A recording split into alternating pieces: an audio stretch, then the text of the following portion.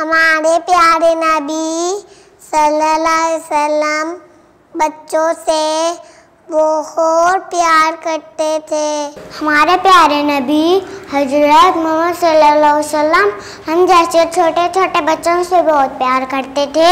उनका मुंह भी चूम लेते थे, उनके साथ खेल भी लेते थे, उनको अपने कंधों पर भी बैठा लेते थे, उनको अपनी पुश्त पर भी बिठा लेते। प्यारे नबी सल्लल्लाहु अलैहि वसल्लम बच्चों को तोहफा भी देते थे।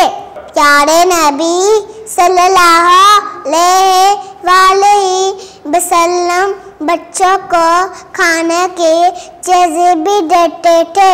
हमारे प्यारे नबी बच्चों से पास गुजरते उनको सलाम करते। हमारे प्यारे नबी सल्लल्लाहु अलैहि वसल्लम बच्चों की दिलजोई करते, उनके साथ खेलते और उनके खेल की निगरानी भी फरमाते।